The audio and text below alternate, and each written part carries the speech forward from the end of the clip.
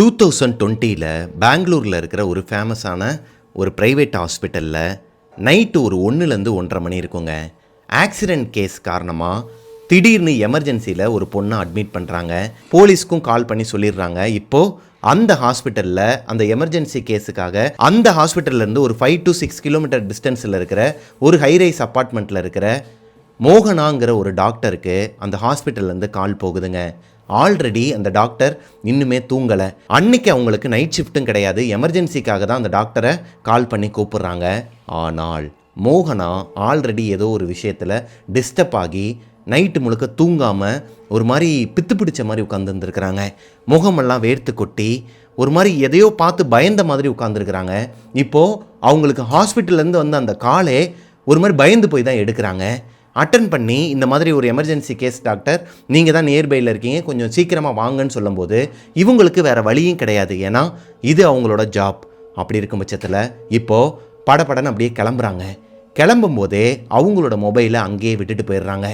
ஒரு டாக்டர் ரொம்பவே ஒரு மாதிரி நிதானமாக தான் இருக்கணுமாங்க. இந்த மாதிரி ஒரு எமர்ஜென்சி கேஸ் வந்தால் கூட அவங்க வந்து ரொம்பவே கேர்ஃபுல்லாக ஹேண்டில் பண்ணணும். அது போக நிதானமாக இருக்கணுமா. ஆனால் இப்போது மோகனாங்கிற டாக்டர் நிதானமாக இல்லை. அவங்களோட அப்பார்ட்மெண்ட்டில் அவங்களோட வீட்டை, அதாவது மெயின் டோரை லாக் பண்ணவும் இல்லை. கீயை வெளியவே வச்சுட்டு அரைகுறையாக மூடிட்டு வேகமாக கீழே போயிடுறாங்க. கீழே போனதுக்கப்புறமா தான் அவங்களுக்கு தெரியுது அவங்களோட கார் கீயவும் மறந்து மேலேயே வச்சுட்டு வந்துட்டாங்க. அவங்களுக்கு என்ன டவுட்னா, அவங்க இருக்கிறது 10 ஃப்ளோர் கொண்ட ஒரு ஹைரைஸ் அப்பார்ட்மெண்ட்டாங்க. இந்த அப்பார்ட்மெண்ட்டில் மிட் நைட்டு 1-1:30 மணிக்கெலாம் யாருமே அவ்வளோவா வெளியே போக மாட்டாங்களாம். அப்படி இருக்கும் பட்சத்தில் இப்போ தான் இவங்க அந்த பார்க்கிங்க்கு, அதாவது அண்டர் கிரவுண்டில் இருக்கிற அந்த பார்க்கிங்க்கு வந்து லிஃப்ட்டில் இறங்கியிருக்கிறாங்க. கார் கிட்டக்க போகும்போது தான் மொபைலையும் வச்சுட்டு வந்துட்டோம், கார் கீயும் வச்சுட்டு வந்துட்டோம்னு சொல்லிட்டு அவங்களுக்கு தோணுது. இந்த ஒரு 2 நிமிஷம் கேப்பில் அந்த லிஃப்ட் மறுபடியும் இவங்க எங்கேருந்து ஏறினாங்களோ அதே 8th ஃப்ளோருக்கு போயிட்டு நிற்கிதுங்க. இவங்களுக்கு ஒரு மாதிரி தூக்கி போடுது. ரொம்ப நேரமாகவே அந்த லிஃப்ட்டுக்காக வெயிட் பண்ணுறாங்க, கிளிக் பண்ணிக்கிட்டே இருக்கிறாங்க. அந்த லிஃப்ட் நகர்ற மாதிரி இல்லைங்க. யாரோ ஒருத்தவங்க 8வது ஃப்ளோரில் இறங்கிக்கிட்டு இருக்கிறாங்களோ இல்லை ஏறிட்டு இருக்கிறாங்களோ, இல்லை எதனா ஒரு ஃபர்னிச்சரையோ இல்லை எதனா ஒரு பொருளை வச்சாங்கன்னா லிஃப்ட் வந்து ஸ்ட்ரக் ஆகும் இல்லையா, அப்போது அந்த லிஃப்ட் வந்து கீழே வராது. அப்படி இருக்கும் பட்சத்தில் இப்போது இவங்களோட ஃப்ளோருக்கு யார், அதுவும் இந்த பார்க்கிங்லேருந்து மேலே போனாங்க. இவங்களுக்கு மறுபடியும் ஒரு மாதிரி முகமெல்லாம் வேர்த்து கொட்டி கண்ணுலாம் ஒரு மாதிரி செவந்து போய் வேறு வழியே இல்லாமல் எமர்ஜென்சி கேஸுங்கிறனால வேகமாக ஓடுறாங்க. ஸ்டேர் கேஸில், அதாவது படிக்கட்டுலேயே கிட்டத்தட்ட 8 ஃப்ளோருக்கு மேலே ஏறி போய் பார்த்தா அந்த லிஃப்ட்டு கீழே தாங்க இருக்குது. அதாவது இவங்க எந்த இடத்துல அந்த லிஃப்ட்டுக்கு ட்ரை பண்ணாங்களோ அந்த அண்டர் கிரவுண்ட்லேயே தான் லிஃப்ட் நின்றுட்டு இருந்துருக்குதுங்க. இவங்களுக்கு இதெல்லாம் ஒரு இல்யூஷனா இல்லை உண்மையாகவே நடக்குதா அப்படிங்கிறது ரொம்பவே ஒரு மாதிரி குழம்பி போய், சரி பரவாயில்ல மேலே வந்துட்டோன்னு சொல்லிட்டு வேகமாக ஓடுறாங்க. ஓடி போயிட்டு அவங்களோட கார் கீயவும் அவங்களோட மொபைலையும் எடுத்துக்கிறாங்க. இப்போ தான் அவங்க ஒரு விஷயத்தை நோட் பண்ணுறாங்க. அவங்களோட வீடை ஓப்பன் பண்ணியே வச்சுட்டு வந்துருக்குறாங்க. எல்லா லைட்ஸையும் ஆஃப் பண்ணிவிட்டு கரெக்டாக அந்த வீடை பூட்ட போகும்போது அவங்களோட வீட்டு ஹாலில் கருன்னு ஒரு மாதிரி எரிஞ்சு போன ஒரு உருவம் ஒன்று நிற்கிதுங்க. அதோட கண்ணு மட்டும் ஒரு மாதிரி பிரைட்டாக தெரியுது. இதை பார்த்ததுமே மோகனாக்கு ஒரு மாதிரி கை கால்லாம் நடுக்கம் கொடுக்க ஆரம்பிக்குது. இருந்தாலும் அவங்கள நம்பி ஒரு பேஷண்ட் எமர்ஜென்சியில் இருக்கிறாங்கிற பட்சத்தில் அந்த டோரை வேகமாக லாக் பண்ணிட்டு கீயை எடுத்துக்கிட்டு வேகமாக ஓடுறாங்க. மறுபடியும் லிஃப்ட் கீழே இருந்து மேலே வரமாட்டேங்குதுங்க. அவங்க எவ்வளோ தடவை ப்ரெஸ் பண்ணாலும் அந்த லிஃப்ட் வந்து கீழே இருந்து நகர்ற மாதிரியே இல்லை. அகைன் இப்போ ஓடுறாங்க. ஸ்டேர் கேஸ்லேயே இறங்கி ஓடுறாங்க. ஒரு வழியாக அவங்களோட காரை எடுத்துகிட்டு அந்த அப்பார்ட்மெண்ட்டை விட்டு வெளியேவும் வந்துடுறாங்க. இவங்களோட கார் அந்த அப்பார்ட்மெண்ட்லேருந்து வெளியே வரும்போது இவங்களோட ஏரியாவில் இருக்கிற ஸ்ட்ரீட் டாக் எல்லாமே ஒன்று சொன்ன மாதிரி இவங்களோட காரை பார்த்து குலைச்சிக்கிட்டு பின்னாடியே ஓடி வந்திருக்குதுங்க. பொதுவாகவே இந்த மாதிரி நம்மளோட வீட்டுக்கிட்டே நீங்கள் நிறைய விஷயங்கள்லாம் பார்த்துருக்கலாங்க. நம்ம பைக்கில் போகும்போதோ இல்லை காரில் போகும்போது சம்மந்தமே இல்லாமல், அதாவது நாய் துரத்துறதுங்கிறது காமனான விஷயந்தான். ஆனால் ஒரு குறிப்பிட்ட எல்லையோட அந்த நாய் வந்து நின்றுங்க. ஏன்னா அடுத்த தெருலேருந்து வேறு நாய்ங்கள்லாம் இருக்கும், அங்கே போக முடியாதுங்கிற காரணத்தினால. சில நேரம் நீங்கள் கவனித்து பார்த்தீங்கன்னா இந்த ஸ்ட்ரீட் டாக்குள்ளே சண்டை எதுவுமே வராது. துரத்திட்டு வருதுன்னு வச்சுக்கோங்களேன். ஒரு குறிப்பிட்ட எல்லைக்கு அப்புறமா, அதோட எல்லையை தாண்டினதுக்கப்புறமா அங்கே இருக்கிற டாக்ஸும் சேர்ந்து நம்மளோட காரையோ பைக்கையோ துரத்தும். அந்த நாய் கூட சண்டை போடாது, ஏன் எல்லைக்குள்ளே வந்தேன்னு சொல்லிட்டு. அதுக்கு காரணம் நம்மளோட வெஹிக்கிளில் நம்மளை தாண்டி ஏதோ ஒரு அமானுஷ்யம் உட்காந்துருக்குங்கிற மாதிரியான ஒரு அர்த்தமாங்க. இதை வேறு ஒரு நபர் சொல்லி நான் கேள்விப்பட்டேன். அது எந்தளவுக்கு உண்மை பொய்ங்கிறது தெரியலைங்க. ஆனால் மோகனாவோட வாழ்க்கையில் இது நடந்திருக்குதுங்க. இவங்களோட ஸ்ட்ரீட்டை தாண்டி அடுத்த ஸ்ட்ரீட்குள்ளே போகும்போதும் எல்லா ஸ்ட்ரீட் டாக்ஸும் ஒன்று சொன்ன மாதிரி பயங்கரமாக கத்திக்கிட்டு குலைச்சிக்கிட்டே பின்னாடி வந்திருக்குதுங்க. இவங்களால் முடிஞ்ச அளவுக்கு ஸ்பீடாக வெளியேறாங்க. ஒரு கட்டத்துக்கு மேலே ஒரு பைபாஸில் ஏறி ஜாயின் பண்ணி மறுபடியும் அந்த சிட்டிக்குள்ளே போகுமாங்க இவங்களோட ஹாஸ்பிட்டலுக்கு போகிற வழி. இவங்களோட காரில் பின்னாடி பேக் சீட்டில் யாரோ ஒருத்தவங்க உட்காந்துருக்குறாங்க. இப்படி பயங்கரமாக பெருமூச்சு விடுற சத்தம் கேட்குதுங்க. இவங்களுக்கு கை கால்லாம் ஒரு மாதிரி நடுக்கம் கொடுக்குது. பின்னாடி பார்க்கவே கூடாதுன்னு தான் நினச்சிட்டு இருக்கிறாங்க. இவங்களை அறியாமலே ஃப்ரண்ட் மிரரில் பார்த்துடுறாங்க. இவங்களோட ஹாலில் பார்த்த அதே கருப்பு உருவம், எரிஞ்சு போன அந்த உருவம் இவங்களோட பேக் சைடு சீட்டில் உட்காந்துருக்குதாங்க. பார்த்துக்கிட்டே இருக்கும்போது ஒரு ஃப்ராக்ஷன் ஆஃப் த செகண்டில் இவங்களுக்கு சைடில், அதாவது இவங்களுக்கு முன்னாடி வந்து நின்றுருக்குதுங்க. இதை பார்த்ததுமே அங்கன இருக்கிற ஒரு பேரிகேட் மேலே வண்டியை விட்டு வண்டி தூக்கி அடித்து அங்கனையே ஆக்சிடென்ட் ஆகி மோகனா ஒரு மாதிரி அன்கான்சியஸ் ஆயிடுறாங்க. யார் இந்த மோகனா? இவங்களோட வாழ்க்கையில் அப்படி என்னதான் நடந்துச்சு? இவங்களை ஃபாலோ பண்ணுற அந்த கருப்பு உருவம் யாரு? ரொம்பவே பயங்கரமான திகிலான ஒரு உண்மை சம்பவத்தை பற்றி தான் இன்னைக்கு நம்மளோட எபிசோடில் பார்க்க போகிறோம். எபிசோட்குள்ளே போகிறதுக்கு முன்னாடி நம்ம சேனலை சப்ஸ்கிரைப் பண்ணாதவங்க சப்ஸ்கிரைப் பண்ணிடுங்க. பக்கத்தில் இருக்க பெல் ஐக்கானை தட்டி விட்டுருங்க. வாங்க ஸ்டோரிக்குள்ளே போகலாம். Welcome to our show Devil's kitchen.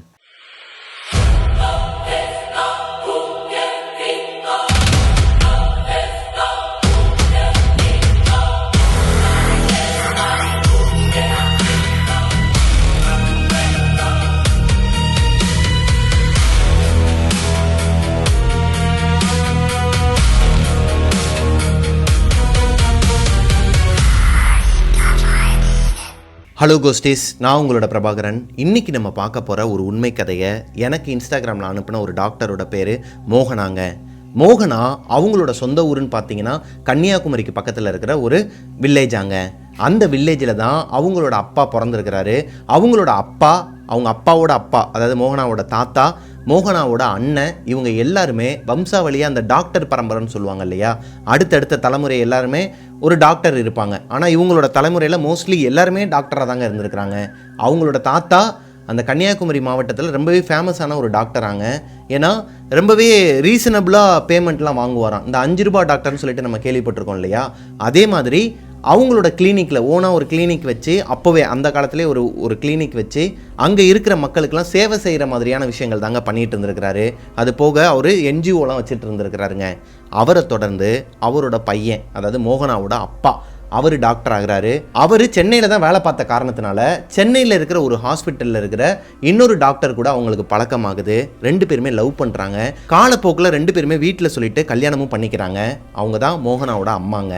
இப்போது மோகனாவோட அம்மாவுக்கும் மோகனாவோட அப்பாவுக்கும் கல்யாணம் ஆனதுக்கப்புறமா 2 வருஷமாக குழந்தையே இல்லையாங்க. அதுக்கு காரணம் அவங்களோட ஊரில் இருக்கிற இந்த கன்னியாகுமரியில் இருக்கிற, அதாவது ஒரு இடத்துல வந்துட்டு யாராச்சும் ஒருத்தவங்க பொது சேவைன்னு செஞ்சாலே அங்கே இருக்கிற ஒரு 10-15 பேருக்கு பிடிக்கும், ஒரு 1-2 பேருக்கு பிடிக்காதுங்க. ஏன்னா அவங்களோட வேலை ஓடாது இல்லையா. இப்போ 5 ரூபா டாக்டர்னு சொல்லிட்டு ஒருத்தர் இருக்கிறார் அப்படின்னா ஆப்போசிட்டில் இருக்கிற ஒரு கிளினிக்கில் இருக்கிறவங்களுக்கு என்ன தோணும்? என்னடா அது, எல்லாருமே அங்கே போயிட்டாங்கன்னா நமக்கு எப்படி வரும், எப்படி கல்லா கட்ட முடியும் அப்படிங்கிற மாதிரிலாம் யோசிப்பாங்க இல்லையா. இது பொதுவான ஒரு விஷயங்க. ஒரு ஃப்ரைட் ரைஸ் கடை போட்டாலோ இல்லை ஒரு பழக்கடை போட்டாலோ ஆப்போசிட்டில் எதுனா ஒரு கடைக்காரன் வந்து என்ன பண்ணுவாங்கன்னா, அவங்க அதை எப்படி டெவலப் பண்ணணும், எந்த அளவுக்கு நம்ம கம்மி பண்ணி கொடுக்கலான்னு யோசிக்கிறத விட இவனை எப்படி வந்து அழிக்கலாங்கிறத யோசிக்கிறது தான் இந்த உலகத்தில் அதிகமான நபர்கள் இருக்கிறாங்க. அப்படித்தான் இவங்களோட தாத்தாக்கு அந்த ஊரில் ஏகப்பட்ட பேர் செய்வனை, இந்த ஏவல், இந்த மாதிரியெல்லாம் வைக்கிறது சகஜமாகவே இருந்திருக்குதுங்க. ஆனால் மோகனாவோட தாத்தாக்கு இந்த செய்வனை, சூனியம், இந்த பேய் இதிலெல்லாம் நம்பிக்கையே கிடையாதாங்க. அவருக்கு கடவுள் நம்பிக்கை ஜாஸ்தி. அவரோட ஃபேவரட்டான ஒரு காட் யாருன்னு பார்த்தீங்கன்னா ஹனுமன். ஹனுமனை மனசில் நினச்சிக்கிட்டு எதுவாக இருந்தாலும் துணிஞ்சு இறங்கி பண்ணுவாராங்க. அதே மாதிரி தான் மோகனாவோட அப்பாவுமாங்க. அவருக்கும் இந்த பேய், அமானுஷம் இதெல்லாம் சுத்தமாக துளி கூட நம்பிக்கை கிடையாது. இவரோட ஃபேவரட் காடு யாருன்னு பார்த்தீங்கன்னா சிவனாங்க. இப்போது மோகனாவோட அப்பாவுக்கும் அம்மாவுக்கும் கல்யாணம் ஆனதுக்கப்புறமா, அதாவது கல்யாணம் ஆகிற வரைக்குமே அவங்களோட லைஃப் நல்லபடியாக தாங்க போயிட்டு இருந்திருக்குது. கல்யாணம் ஆனதுக்கப்புறமா, அதாவது கல்யாணம் ஆனது கன்னியாகுமரியில் தான், அவங்களோட சொந்த ஊரில் தான் ஆயிருக்குது. கல்யாணத்துக்கு அப்புறமா அவங்களோட வாழ்க்கையில் ஏகப்பட்ட சண்டைகள், சச்சரவுகள். ஏன்னா 2 பேரும் ஒரே ஃபீல்டில் இருக்கிறனால இது எல்லா துறைகள்லையும் காமனாக நடக்கிற ஒரு விஷயம் தான் வச்சுக்கோங்களேன். இது சம்மந்தமே இல்லாத ஒரு சண்டையாக வெடிக்க ஆரம்பிக்குதுங்க. அதுக்கு ஒரு முக்கியமான காரணமாக அவங்க என்ன பார்க்குறாங்க அப்படின்னா, இவங்களுக்கு குழந்தை இல்லாதது. 2 வருஷமாகி இன்னுமே குழந்தை இல்லை. 2 பேருமே மெடிக்கல் ஃபீல்டில் தான் இருக்கிறாங்க. இருந்தாலுமே இந்த குழந்தை இல்லாததுக்கு சண்டை வருது. இவங்க 2 பேருக்குமே அதில் உடன்பாடு கிடையாது. இந்த குழந்தை வந்து எப்போ வேணாலும் பிறக்கட்டும் அந்த மாதிரி தான் இருக்கிற கேரக்டர். இருந்தாலும் இவங்களை அறியாமலே இவங்களுக்குள்ள சண்டை வருது, ஒரு பிரிவு வருதுன்னு சொல்லிட்டு அடுத்தடுத்து நடக்க ஆரம்பிக்கும் போது தான் மோகனாவோட தாத்தாக்கு இப்போ நம்பிக்கை வர ஆரம்பிக்குதுங்க. ஏன்னா மோகனாவோட தாத்தா கூட இருக்கிற ஃப்ரெண்ட்ஸ்லாம் இருப்பாங்க இல்லையா, அங்கே இருக்கிறதுல நிறைய ஃப்ரெண்ட்ஸ்லாம் அவங்களோட ஊரில் வந்து பிஸ்னஸ் பண்ணுறவங்களாம் அவங்களுக்கு இருப்பாங்க இல்லையா, அதில் 1-2 பேர் சொல்கிறாங்க, டேய் ஏதோ ஒன்று தப்பாக இருக்குடா, நீ வேணால் அவங்க 2 பேரையும் வர வை, நம்ம ஒரு கோவிலுக்கு கூட்டு போகலாம். அது போக இந்த நம்ம ஆல்ரெடி ஒரு கதையில் பார்த்துருக்குறோம், சோட்டானி கரைக்கு கூட்டு போவோம்டா, பகவதி அம்மன் கோயிலுக்கு கூட்டு போனால் மேபி எதனா ஒன்று கொஞ்சம் கட்டுப்படுத்தலாம்டா, எனக்கு என்னவோ இங்கே உனக்கு ஆகாதவனுங்க உனக்கு செய்ய செய்ய செய்ய அது உன்னை எதுவும் பண்ண மாட்டேங்குது, உன்னோட பிள்ளையை தான் பாதிக்குதுன்னு நினைக்கிறேன், உன் பிள்ளையோட வாழ்க்கை கேள்விக்குறியாயிருன்னு சொல்லிட்டு அப்போ சொல்லும்போது கூட அவங்களோட தாத்தா அதை கண்டுக்க மாட்டேங்கிறாரு. ஆனால் போக போக இவங்க 2 பேருக்குள்ளே நிறைய சண்டைகள் வந்து பிரிஞ்சிருவாங்களோங்கிற அந்த ஒரு வருத்தம் வரும்போது தான் அவங்க தாத்தா என்ன பண்ணுறாருனா, இவங்க அப்பாவையும் அம்மாவையும் எனக்காக ஒரு தடவை ஊருக்கு வந்துட்டு போங்க, ஒரு 3 நாள் இங்கேயே இருக்கிற மாதிரி வந்துட்டு போங்கன்னு சொல்லிட்டு கூப்பிட்றாருங்க. அவங்களால 3 நாள் வர முடியல, 2 நாள் மட்டும் வரோம்னு சொல்லிட்டு போகிறப்போ அவங்க 2 பேருமே கூப்பிட்டுக்கிட்டு சோட்டானிக்கரை பகவதி அம்மன் கோயிலுக்கு போகிறாரு. அங்கே போனதுக்கப்புறமா தான் அவங்க தாத்தாவுக்கும் சரி மோகனாவோட அப்பா அம்மாவுக்கும் சரி ஒரு விஷயம் புரியுது. என்னன்னா, இவங்களுக்கு 6 மாதத்துலேயே குழந்தை பிறந்திருக்க வேண்டியது. பிசிஓடி காரணமாக அவங்களுக்கு இர்ரெகுலராக பீரியட்ஸ் வந்துட்டு இருந்திருக்குதுங்க. அது போக ஒரு தடவை அவங்களுக்கு அபார்ட்டும் ஆகிருக்குது. ஏன்னா அவங்களுக்கு இர்ரெகுலராக வர பீரியட்ஸ் காரணமாக அவங்க கண்டுக்காமல் விட்டுருக்குறாங்க. ஒரு கட்டத்துக்கு மேலே அவங்க செக் பண்ணி பார்க்கும்போது தான் தெரிஞ்சிருக்குது கரு நின்றுருக்குதுங்க. ஆனால் அதை அவங்களோட ஹஸ்பண்டுக்கிட்ட சொல்ல போகும்போது அவங்களுக்குள்ள ஒரு சண்டை வந்து அந்த ஈகோ காரணமாக அவங்கக்கிட்ட சொல்லாமல் அப்படியே ஒரு 2-3 நாள் போகுது. இந்த 2-3 நாளுக்கு அப்புறமா அவங்களோட ஹஸ்பண்ட், அதாவது மோகனாவோட அப்பா, வெளியூருக்கு வேறு ஒரு ஹாஸ்பிட்டலுக்கு போக வேண்டிய சூழ்நிலை வருது. அவர் போயிட்டு ஒரு 4 நாளுக்கு அப்புறம் வரதுக்குள்ளேயே இவங்க அம்மாவுக்கு அபார்ட் ஆகிருக்குதுங்க. அதனால அதை அப்படியே மறைச்சிட்டாங்க. இப்போது இவங்களுக்குள்ள இந்த மாதிரியான சின்ன சின்ன விஷயங்கள் எல்லாத்தையுமே இவங்க அம்மா மட்டும் மறைக்கலை, மோகனாவோட அப்பாவுமே மறைச்சிருக்கிறாரு. அவரோட வெளியே போகும்போதெல்லாம், வீட்டை விட்டு வெளியே போகும்போதெல்லாம் டெய்லியுமே அவரோட கால்லையோ இல்லை கையிலையோ எங்கேயாச்சும் இடித்து எப்போ கீறுன்னே தெரியாதாங்க. சாதாரணமாக எதனா ஒரு பொருளை தூக்கி வச்சா கூட அவருக்கு வந்து அப்போ தெரியாதான். ஆனால் உட்காந்துருக்கும் போது ஏதோ பெயினாக இருக்கிற மாதிரி தெரியுமா, எரியிற மாதிரி இருக்குமா, தொட்டு பார்த்தா கையில் வந்து பிளட் வந்துட்டு இருக்குமாங்க. ரொம்பலாம் வராதான், லைட்டாக கீறி ஒரு சொட்டு பிளட்டாச்சும் டெய்லி அவரோட உடம்புலேருந்து வெளியே வந்துருமாங்க. இது எல்லாத்தையுமே இவங்க 2 பேருக்குள்ளேயும் ஷேர் பண்ணவே இல்லை.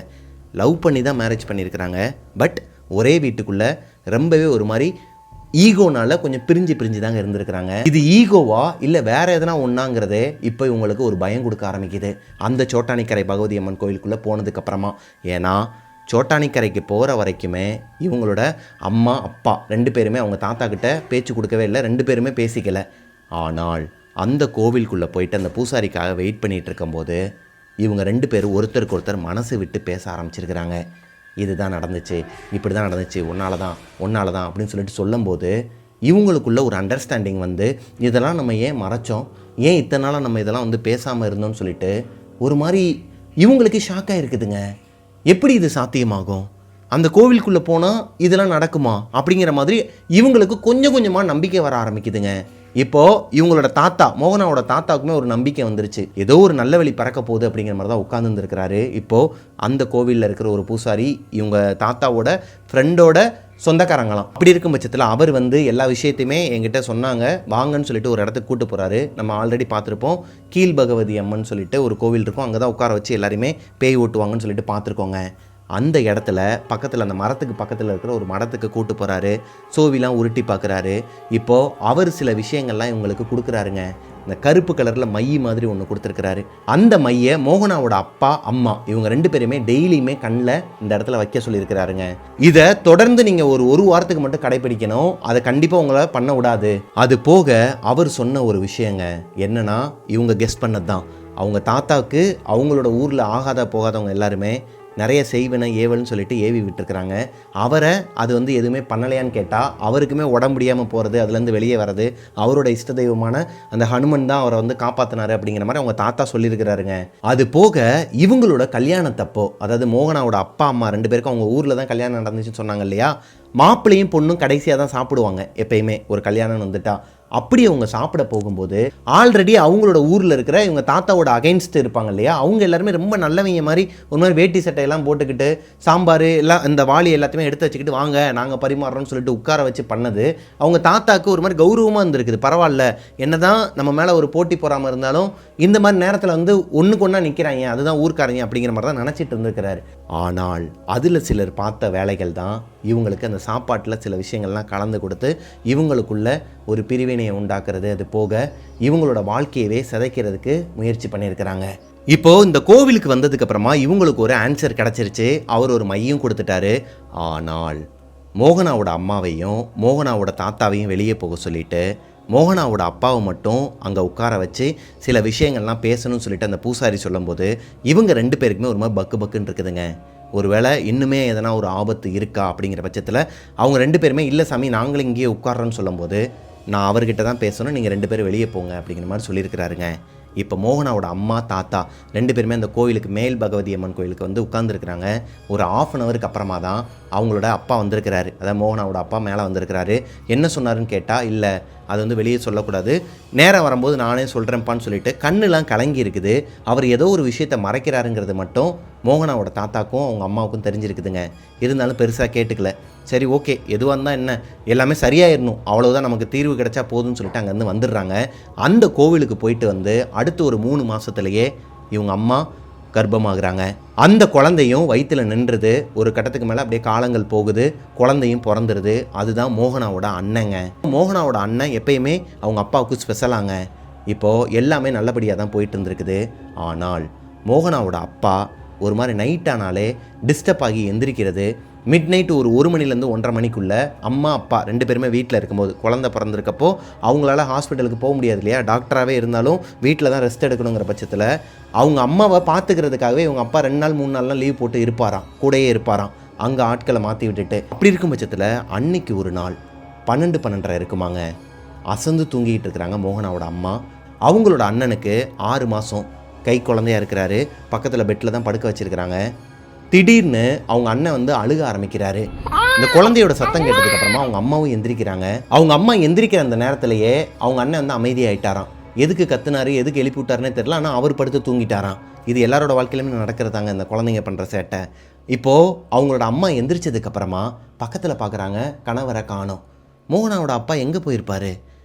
பாத்ரூம்லேயும் ஆள் இல்லை. எந்திரிச்சு போயிட்டு பார்க்குறாங்க, ஆள் இல்லை. வெளியே வந்து பார்க்குறாங்க, ஹால்லையுமே ஆள் இல்லை. இன்னொரு ரூம் இருக்குமாங்க, அந்த பெட்ரூம்குள்ளே தான் ஏதோ ஒரு சவுண்டு கேட்டுக்கிட்டே இருக்குது. என்னடா அது ஒரு மாதிரி வினோதமாக சவுண்டு கேட்குதுன்னு சொல்லிட்டு டைம் பார்க்குறாங்க, 12:45 ஆக போகுது. 12:45 இவருக்கு இங்கே என்ன வேலை? ஒரு வேளை எதனா எமர்ஜென்சி கேஸாக இருக்கும், ஃபோனில் கூட பேசிகிட்டு இருக்கலாம்னு சொல்லிட்டு இவங்க எதுவுமே கண்டுக்காமல், அந்த டாக்டருங்கிறனால அவங்களுக்குள்ள ஒரு அண்டர்ஸ்டாண்டிங் இருக்கும் இல்லையா, நம்ம போய் டிஸ்டர்ப் பண்ணோன்னா அவர் டென்ஷன் ஆகிடுவார், மறுபடியும் சண்டை வந்துட போதுன்னு சொல்லிட்டு இவங்களோட பெட்ரூமில் போயிட்டு படுத்துட்டாங்களாம். படுத்து கண்ணை முன்னவங்க எப்போ தூங்குனாங்கன்னே தெரியலை. இதே மாதிரி அடுத்த நாளும் நடக்குதுங்க. கரெக்டாக அவங்க அண்ணன் ஒரு 12-12:15 அழுகிறாரு. இவங்க எந்திரிக்கிறாங்க, பக்கத்தில் பார்த்தா அவங்களோட கணவரை வந்து காணோம். என்னடா அது, என்ன பண்ணுறாரு இந்த மனுஷன், ஒன்றுமே புரியலேன்னு சொல்லிட்டு மறுபடியும் எந்திரிச்சு வெளியே போகிறாங்க. அந்த செகண்ட் ரூமில், ஆப்போசிட் ரூமில் வந்துட்டு அவரோட நடமாட்டம் இருக்குது. ஒரு மாதிரி க்ரீப்பியான ஒரு சவுண்டு கேட்குதுங்க. என்னடா அது ஒரு மாதிரி அனோயிங் சவுண்டாக இருக்குதுன்னு சொல்லிட்டு இந்த தடவை சரி என்னவா இருந்தாலும் பார்த்துக்கலாம், சண்டை வந்தால் கூட பார்த்துக்கலாம்னு சொல்லிட்டு கதவை ஓப்பன் பண்ணி பார்த்தா உட்காந்து அழுதுகிட்டு இருக்கிறாராங்க. அந்த சைடு மூலையில் யார் இருக்கிறாங்கன்னு தெரியல. இந்த டோரை பாதி தான் அவங்க அம்மா ஓப்பன் பண்ணி பார்த்துருக்குறாங்க. பாதி டோர் ஓப்பன் பண்ணதும் அவர் முட்டி போட்டு கையை எடுத்து இப்படி கும்பிட்டுக்கிட்டு கண்ணீராக வருது. கண்ணுலாம் ஒரு மாதிரி செவந்து போய் வேர்த்து கொட்டி அழுதுகிட்டு இருக்கிறாராம். நான் வந்து பண்ணது தப்பு தான், என்னையை விட்டுரு, அது போக என்னோட குடும்பத்தையும் விட்டுரு ப்ளீஸ்ன்னு சொல்லிட்டு இங்கிலீஷில் பேசி கதறிக்கிட்டு இருக்கிறாராங்க. இவங்களுக்கு ஒன்றுமே புரியலை, யாரை பார்த்து இந்த மனுஷன் கத்திக்கிட்டு இருக்கிறான்னு சொல்லிட்டு மெதுவாக அந்த சைடு ஓப்பன் பண்ணி பார்த்தா இவருக்கு ஆப்போசிட்டில் ஒரு மூலையில் கருன்னு எரிஞ்சு போன ஒரு உருவம், ஒரு பொண்ணு. அதோட கண்ணே ஒரு மாதிரி பிரைட்டாக இருந்திருக்குதுங்க. இதை பார்த்ததுமே உங்கள் அம்மாவுக்கு ஒரு மாதிரி தூக்கி போட்டிருக்குது. என்னங்க அப்படின்னு சொல்லிட்டு ஒரு மாதிரி கத்திருக்கிறாங்க. வாட் இஸ் திஸ்ன்னு சொல்லிட்டு கத்தும்போது அந்த உருவம் இவங்க அம்மாவை பார்த்துட்டு கத்திட்டு மறைஞ்சிருக்குதுங்க. அந்த இடத்த விட்டு ஒரு ஃப்ராக்ஷன் ஆஃப் செகண்டில் அந்த இடத்த விட்டு ஒரு மாதிரி டிஸப்பியர் ஆகிருக்குது. இப்போ அவர் வேமா ஓடி வராரு. எந்திரிச்சு வந்து நீ எதுக்குமா இங்கே வந்த, வாமான்னு சொல்லிட்டு அழுதுகிட்டு அவங்கள கூட்டிகிட்டு போயிட்டு அவங்களோட பெட்ரூமில் உட்கார வச்சுட்டு தூங்க சொல்கிறாரு. இவங்க தூங்க மாட்டாங்க. இங்கே பாருங்கள், நீங்கள் ஏதோ ஒரு விஷயத்த என்கிட்ட மறைக்கிறீங்க, யார் அது, என்னங்க இப்போ நான் பார்த்தது உண்மையாக பொய்யாங்க, எனக்கு ஒன்றுமே புரியலைங்க. அன்றைக்கி அந்த சோட்டானிக்கரை பகவதி அம்மன் கோயிலில் வச்சு அந்த பூசாரி உங்ககிட்ட என்ன சொன்னார், இப்போ சொல்கிறீங்களா இல்லை உங்கள் அப்பாவுக்கு கால் பண்ணட்டுமான்னு சொல்லிட்டு மிரட்டும் போது இல்லை இப்போதைக்கு நான் அதை சொல்ல மாட்டேன், தயவு செஞ்சு இப்போ விட்டுரு, நீ தூங்கு, எதுவாக இருந்தாலும் நம்ம அப்புறமா பார்த்துக்கலாம்னு சொல்லிட்டு அவர் எந்த அளவுக்கு கெத்தாக ஒரு மாதிரி நெஞ்ச நிமித்தி நடக்கிற ஒரு பர்சனாக இருந்தாரோ இப்போது ஒரு மாதிரி கூனி குறுகி போயிட்டு ஏதோ ஒரு விஷயத்தை மறைக்கிற மாதிரியே கையில் காலில் விழுந்து அழுக ஆரம்பிக்கிறாரு. இது அவங்க அம்மாவுக்கு தூக்கத்தை கொடுக்கலங்க. எப்படிங்க தூக்கம் வரும்? அது என்ன ஏதுன்னு சொல்லிட்டு தெரிஞ்சுக்கணுங்கிற ஒரு க்யூரியாசிட்டியை விட அவங்களோட ஹஸ்பண்ட் அவங்க தெரிஞ்சுக்கிட்டு தானே ஆகணும். ஒரு மணி நேரம் போகுதுங்க, இவங்களுக்கு தூக்கமே வரலை. அவங்களோட ஹஸ்பண்ட் வந்து தூங்கலைங்கிறது அவங்களுக்கு தெரியும், ஆனால் நடிக்கிறாரு. இப்போ வேமா எந்திரிச்சு போயிட்டு இப்போ சொல்கிறியா இல்லையா, இல்லைனா என்னோடய குழந்தைய தூக்கிக்கிட்டு நான் என்னோடய அப்பா அம்மா வீட்டுக்கு போயிடுவேன் அப்படிங்கிற மாதிரி சொல்லும் போது மிரட்டுறாங்க. அப்போ தான் அவர் வந்து சொல்ல ஆரம்பிக்கிறாருங்க. ஆக்சுவலாக அவங்களோட ஊர் கன்னியாகுமரியில் மோகனாவோட அப்பா படிச்சுட்டு இருக்கிற அந்த காலகட்டத்தில் 10th ஸ்டாண்டர்ட் படிச்சுட்டு இருக்கும்போது அவங்களோட ஊரில் இருக்கிற சாதனாங்கிற ஒரு பொண்ணை லவ் பண்ணிகிட்டு இருந்திருக்கிறாருங்க. அவங்களும் இவரை லவ் பண்ணிகிட்டு இருந்திருக்கிறாங்க.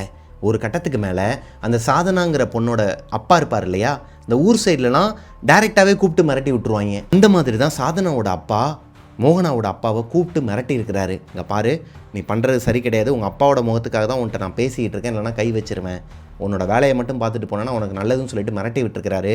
அது போக இவங்க அப்பா கூட இருக்கிற ஃப்ரெண்ட்ஸில் 2-3 பேர் என்ன பண்ணியிருக்கிறாங்கன்னா அந்த சாதனாங்கிற பொண்ணை லவ் பண்ணியிருக்கிறாங்க. இது உங்கள் அப்பாவுக்கே தெரியாது. கூடயே ஃப்ரெண்ட்ஸ் மாதிரி தான் சுற்றிட்டு இருந்திருக்கிறாங்க, ஆனால் தெரியாது. இப்போது இதை சாதகமாக பயன்படுத்திக்கிட்டு இவங்க அப்பாவோட ஃப்ரெண்ட்ஸ் 2 பேர் இருக்கிறாங்க இல்லையா, அவங்க கொஞ்சம் இவங்களுக்குள்ள ஒரு குழப்படியை உண்டாக்கியிருக்கிறாங்க.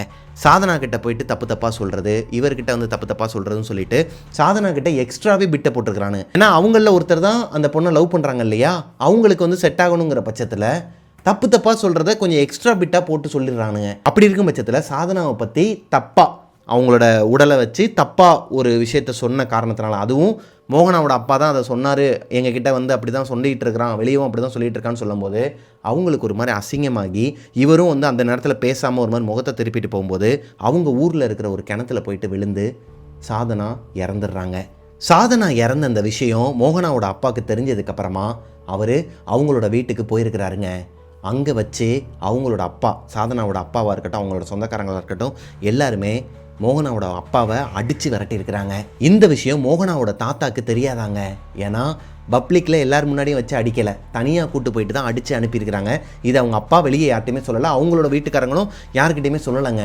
ஒழுங்கு மரியாதை ஓடிடு, இப்போயும் உங்களோட அப்பாவோட முகத்துக்காக தான் பார்க்குறேன்னு சொல்லிட்டு அனுப்பி விட்டுருக்குறாங்க.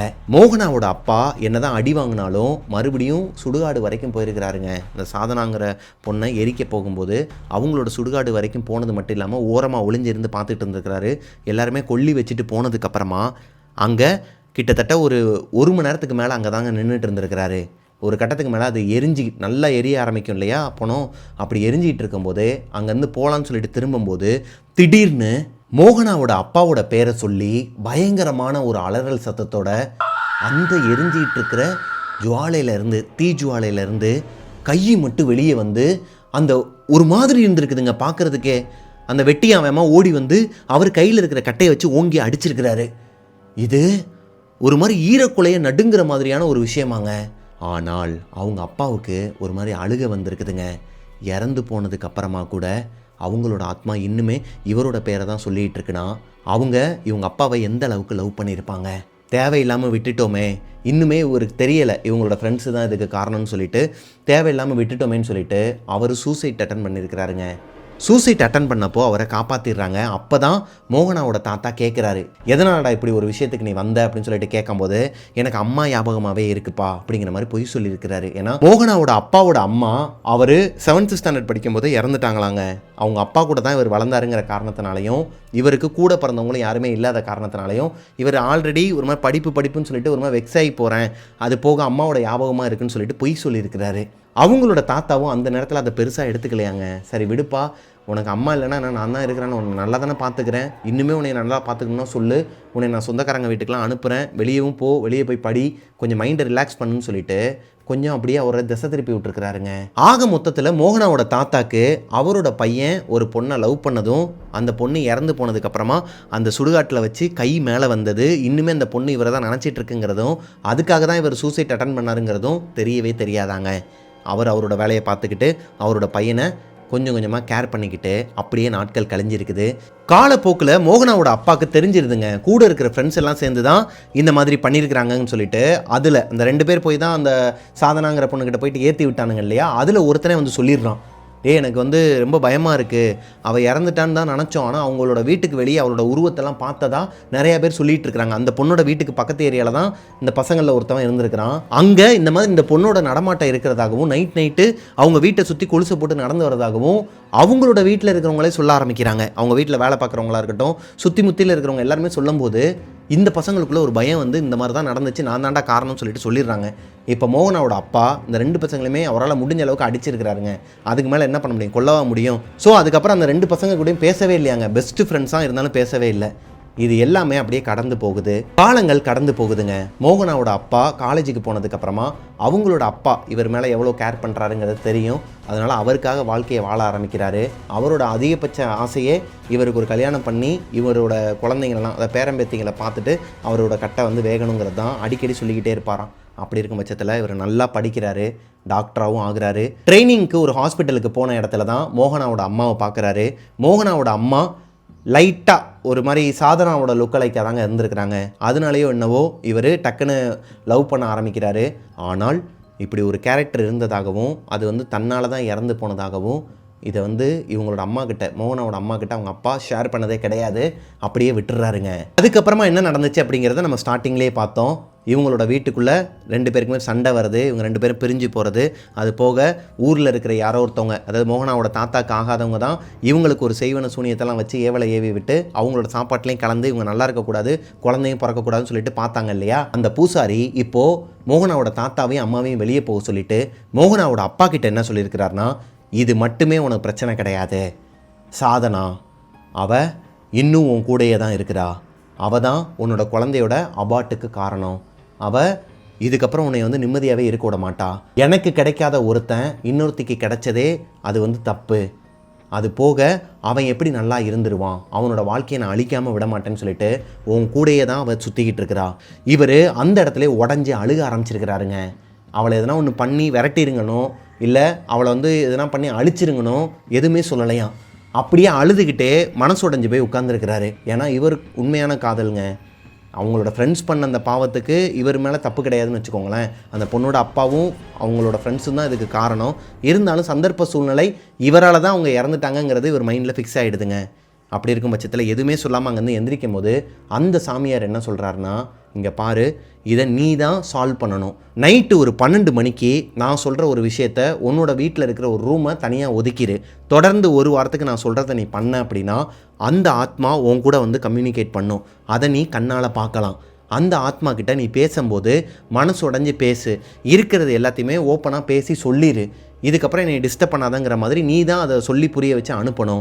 மற்றபடி எந்த ஒரு தாந்திரிகத்தாலேயோ மாந்திரிகத்தாலேயோ அந்த ஆத்மாவை விரட்ட முடியாது. நீ தான் அதை வந்து பார்த்துக்கணுங்கிற மாதிரி சொல்லும்போது இவருக்கு ஒன்றுமே புரியலைங்க. பரவாயில்ல, நான் வந்து பேசுகிறேன்னு சொல்லிட்டு அவர் கொடுத்த சில பொருட்களெல்லாம் வாங்கிக்கிட்டு வந்து, அதாவது இந்த மாந்திரிகத்துக்கு பயன்படுத்துகிற சாம்பலாங்க, சுடுகாட்டில் இந்த மண்டை ஓடெல்லாம் உடச்சி அதில் வந்து திருநீர் மாதிரி ஒன்று பண்ணுவாங்களாம். அந்த சாம்பலை எடுத்துகிட்டு வந்து இவங்களோட வீட்டுக்குள்ளே ஒரு ரிச்சுவல் ஒன்று பண்ண சொல்லியிருக்கிறாரு. சாரிங்க, அதை பற்றி ரொம்ப டீட்டெயிலெல்லாம் அவங்க என்கிட்ட சொல்லலை. அவங்க கொடுத்த அந்த விஷயத்தெல்லாம் இவரோட பெட்ரூமில், இன்னொரு பெட்ரூமில் போயிட்டு தனியாக அங்கே இருக்கிற எல்லா பொருட்களையுமே ஒதுக்கிடுறாரு. இதையுமே மோகனாவோட அம்மா பெருசாக எடுத்துக்கலங்க. மேபி அந்த ரூம் வந்து ஒர்க்கிங் பிளேஸாக மாற்ற போகிறாரு போல் அப்படிங்கிற மாதிரி தான் நினச்சிட்டு இருந்துருக்காங்க. ஆனால் இதுதான் ரீசனாங்க. ஆல்ரெடி தொடர்ந்து 3 நாள் பண்ணிட்டாருங்க. இது 4வது நாள். 4வது நாள் பண்ணும்போது தான் அவங்களோட அம்மா, மோகனாவோட அம்மா வந்து பார்த்துடுறாங்க. ஆக்சுவலாக அந்த 4வது நாள் தான், அதாவது மோகனாவோட அம்மா வந்து பார்த்தாங்க இல்லையா, அந்த டே தான் அந்த உருவமே அவர் கண்ணுக்கு முன்னாடி வந்திருக்குது. இறந்து போனால் அவரோட எக்ஸ்லவரான சாதனா அவங்க கண்ணுக்கு முன்னாடி வந்திருக்கிறாங்க.